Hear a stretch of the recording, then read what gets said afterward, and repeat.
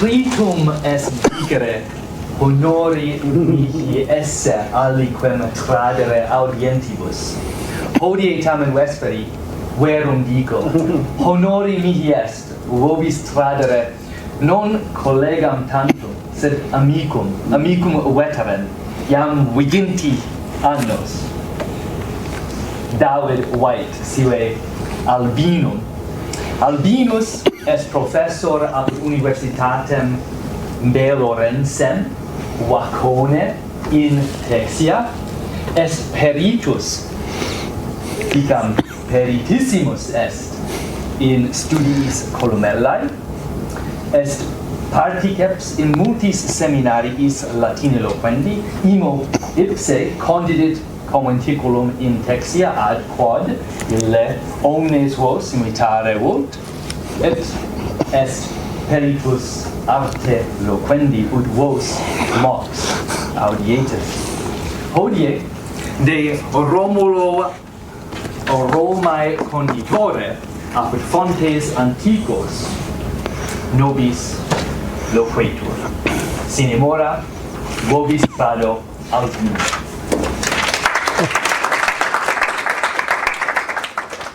Gratias ex cor de Patricio ago ob traditionem tam cum dissertum cum amabilem. Salvete omnes. Romani urbem a conditoribus geminis Romulo atque Remo nomine conditam esse credebant. Narratio titilivi, qui tempore Augusti principis floruit, fortasse lectoribus nostrae aetatis optime nota est, quius liber primus vitam regnumque Romuli tractat.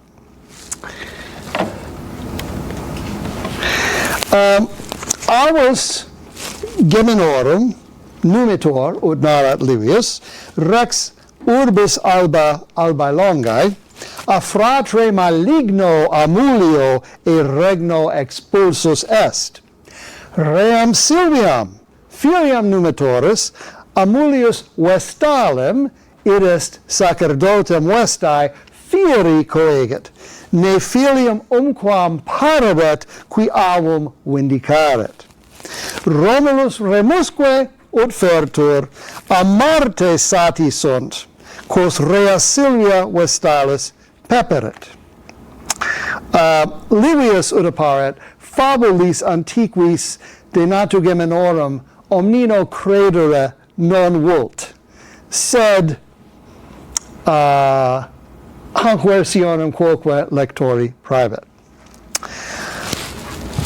Amulii iussu gemini iam nati in corbe positi in flumium Tiberim misi erant, ut diluvio submersi morirentur. Sed, et haec quoque vera esse Livius ostendit se haud credere velle, quod ante narrationem tenet fama praefatur, corbis undis molibus in oris fluminis deposita est, ubi geminos, a lupa nutritos, Faustulus pastor invenit domumque secum tulit, et uxori dedit, educandos. Sed Livius quoque de lupa nutrice dubitabat, agicet ut videtus sunt qui larentiam est mendum vulgato corpore est quomodo dicitur correctione automatica est et hoc non vidi. Inde locum fabulae ac miracula datum, id est tale scortum apud Romanos lupa aliquando vocator. Post multos annos, gemini iam adulti latrones in agris regis praedebantur. Donec capti, atque ad regem delati ab eo cogniti sunt. Tumultum incitaverunt, ut amulium expellerent, et numitorem avum suum in regnum instaurarent. Deinde urbem novam condere decreverunt, in loco ubi corbis eorum in littera fluminis deposita erant. Certamen inter fratres erat, ut clarius scirent qui, disvolentibus, urbem conditurus esset. Ut apparet, urbs tantum unum conditorem habere poterat.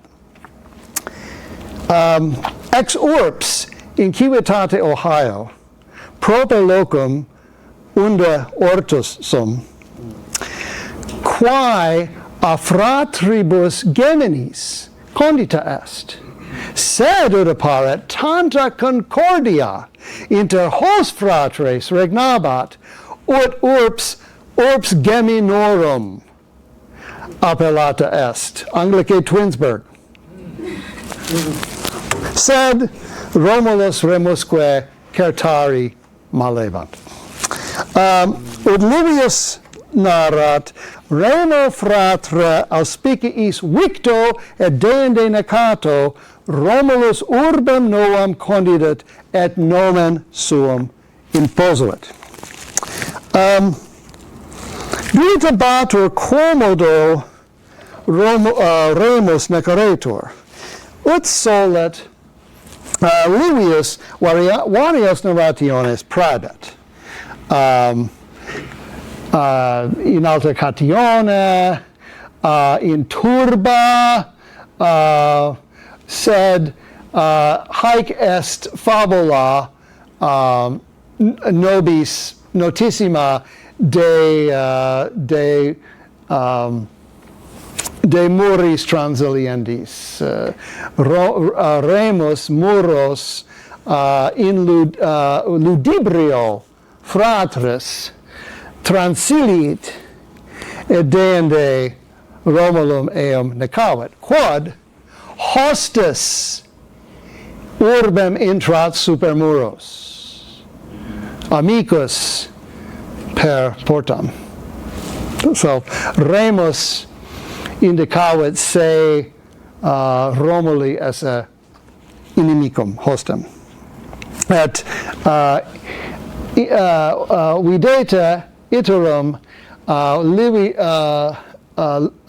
Livium iterum praefari vulgatior fama est. Ad indicatum fortasse ipse non omnino credere huic fabulae. Bene. Sed est bella fabula. Ut Itali dicere solent, si quidem non est verum est bella fabula. Cui Romani urbem geminos conditores habere credebant. Fortasse ut fabula de originibus maioris momenti esset, sed urbe iam condita frater geminus pro super vaculo habebatur, et e fabula eiciendus erat. Roma iam condita, Romulus in fabula solus nunc progreditur. Romulus multis annis actis non mortuus est, sed addis sublatus est, sicut Enoch. Corta est tempestas, et Romulus ablatus erat, e conspectu omnium. Bene. Romani Romulum Deum proclamaverunt, qui inter Deus sublatus est, sed ut solet Livius versionem alteram vulgatiorem et fortasse creditu faciliorem praebit. Erant qui dicebant regem discerptum esse manibus ignosce mihi aliud mendum quod non vidi, sed admirati, sum multaque non vidi, ignoscite mihi. Then, haec est alio versio.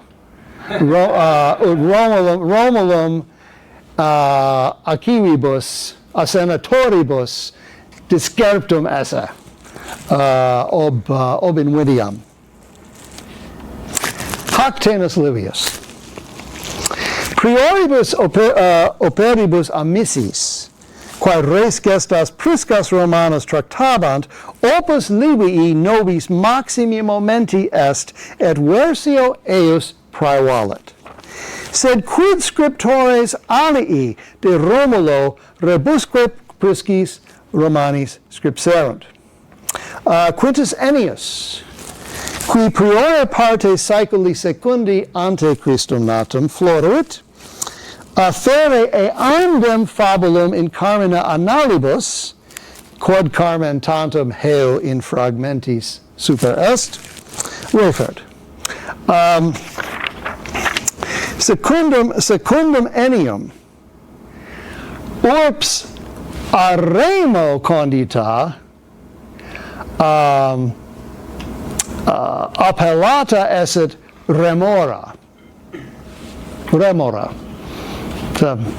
Romulus Romam condidit, Remus Remoram condidisset. Si Victor esset. De mentibus Ennius ab alii scriptoribus imprimis a Livio dissentitur. Livius dixit Romulus in Palatino statissa. Sed Ennius dicit Romulum in Aventino statissa. Deinde Romulus Deus Quirinus appellatus est. Fortasse ob nomine oppidum Sabinum cures, quod Romani populum Sabinum secum junxerat, et fabula de feminis Sabinis raptis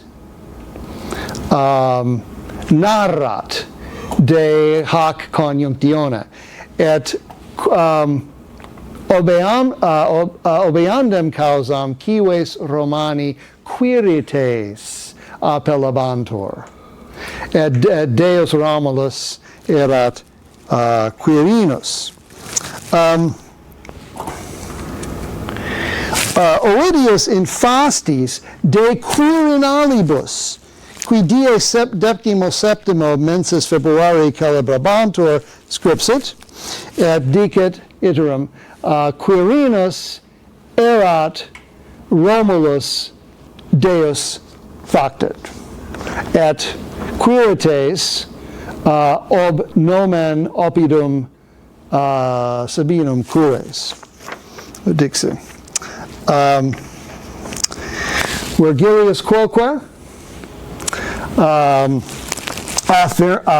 affirmat Quirinus erat revera Romulum. Remo cum fratre Quirinus jura davant. Et Horatius quoque si Romani sunt populus Quirinus, Quirinus est Romulus. Ovidius in Libro XIV Metamorphoseon tantum pauca de vita regnoque Romuli refert, fortasse quod omnibus bene nota erant, sed mortem vel apotheosin Romuli Paulo Latius nerat. Hoc loco Mars Joem adloquator, dicit Romulum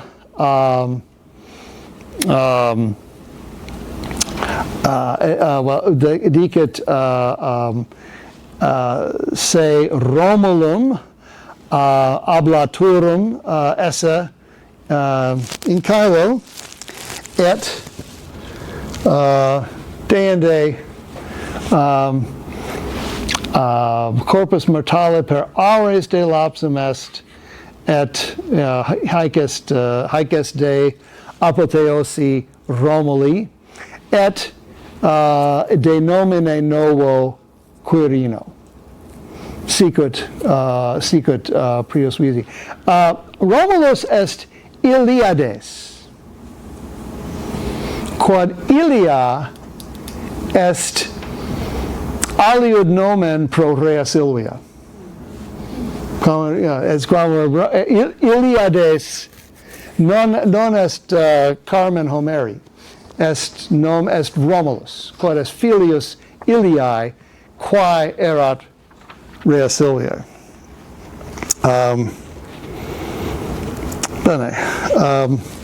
In libro sexto Aeneadas, Anchises Aeneae filio turbem ostendit virorum non dum naturum, qui viri maximi ducesque rerum gestarum Romanarum fiant. Dicit de Romulo Marte Sato, et Mavortius et est Mars, adet Romulum, Romulus quem sanguinis Ilia mater, videin ut geminae stant vertice Christi in Gallia Martis, et fortasse mea quindem sententia, hae Christi geminae spectant ad filios geminos, ad conditores geminos. Nescio, sed portasse.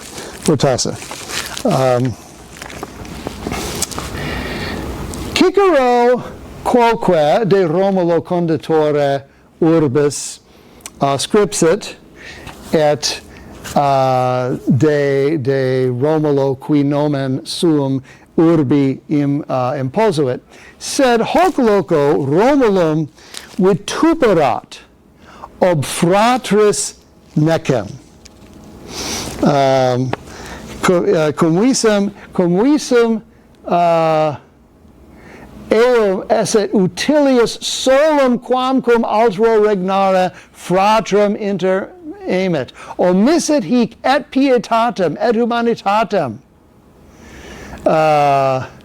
et tamen por speciem honestatis nec probabilem nec sana indonium peccavit igitur, pace vel Quirini vel Romuli dixerem. Sit Romulus, sit Quirinus peccavit, cum fratrem necavit. Ciceronis quidem sententia. Multos laudes Romuli videmus, sed haec est vituperatio fortis. Bene.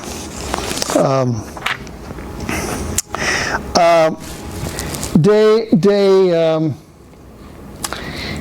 interitu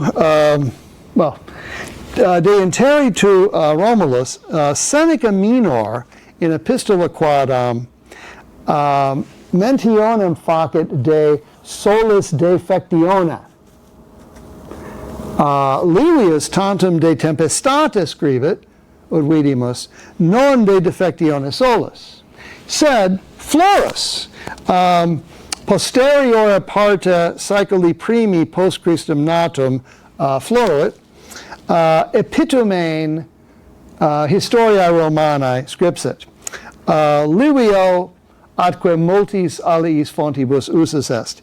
Et de Romulo versionem Livii plerumque secutus est. Sed haec ut dixi de interitu Romuli scripsit.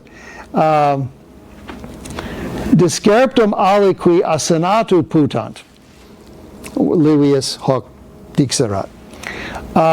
Sed oborta tempestas, Livius de tempestate dixerat, solisque defectio Livius nihil de solis defectione dixerit.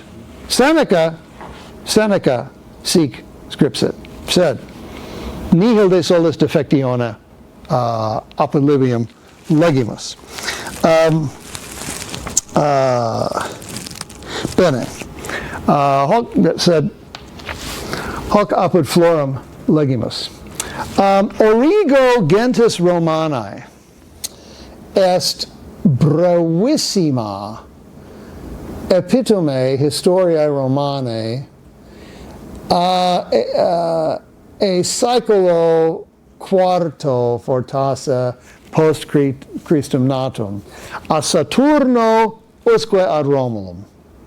Brevissima opinion, said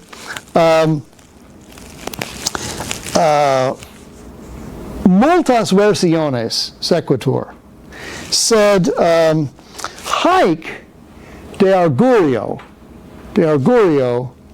scripsit. Romulus Remus sex vultures vidit, what scripsit Livius, deinde Romulus dixit se duodecum vultures vidisse. Said Remus postquam intellexit se regno fraudatum. Livius nihil de fraude scripserat. Legimus Romulum fortasse fraudatum esse fratrem regno. Fortasse mentitus est de duodecim vulturibus. Nescio, sed, bene. Quid habemus? Haec quoque contentione, correctione automatica, mihi necat, me necat. Haec ex origine quoque Ignatius erat historiographicus. And haec est novum. Hoc est novum. Livius non dixit hoc. Ignatius tradet remum non esse accisum, sed etiam ulterius a Romulo vixisse. Sed secundum Livium Romulus volebat fratrem necare ut solus regnaret, sed haec est origo. Bene, quid nemo alius inter fontes Romanos proponent remum non occisum esse. Et haec est finis oratio. Revera, haec est finis originus. Haec est finis originus. Est epitome brevissima.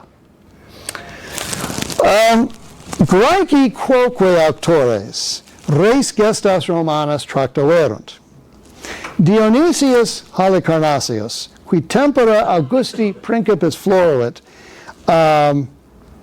opus audita dicam de rebus antiquissimis Romanis scripsit Graece peri Romaices archaeologias.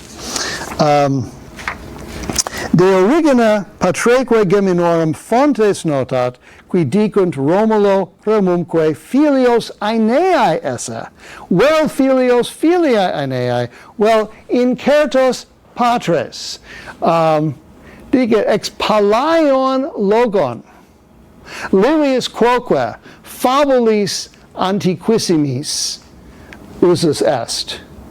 Quod Romani, si recte intelligo, Romani nulla documenta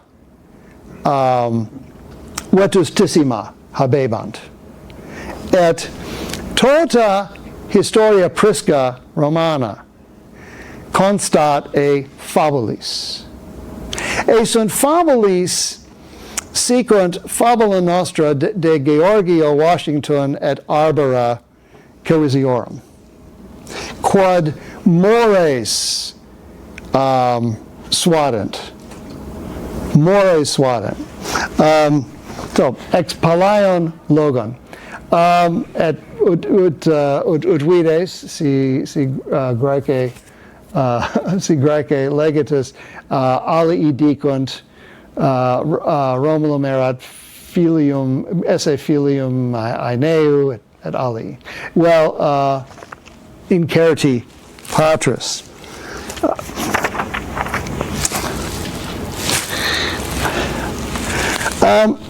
Versionem praebit Dionysius in qua Romulus remusque filii imartis coloniam tempora regis Latini conditerunt, et remo necato Romulus solus regnabat, et urbem nomine suo appellavit, sicut prius legimus. Haec cum versione livii plus minusve congruent tempora excepto, sed ut videmus Gemini nomen appellantur Romulus kai Romos. Graeci scriptores alternum fratrem semper Romum appellant. Sed ad bene intelligo secundum Romanos, well, secundum Ennium, Romulus urbem nomine Romam a nomine suo condidit. Remus urbem nomine Remoram condidisset. Sed si Romos urbem condit, quo nomine appellaret. Roma est Roma et Graeci scriptores suadent nomen Romae e vocabulo Romes tractum esse, id est aviribus. Romae Graece est vires, fortasse, est alia explicatio. Et dixit fratres filios Martis erant, sed maximum momenti in hoc loco est nomen Romos, mea quidem sententia, et in alia iterum ton Romulon ho Romos et Dionysius quoque suadet Romulum Romulum fratrem fraudatum esse de auguriis, et hominis appauto fraudatus ab eo.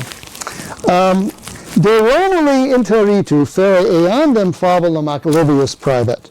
De tempestante scribit, sed non de defectione solus, et alterum versionem adiecit de Romulo aviris necato, sicut prius vidimus.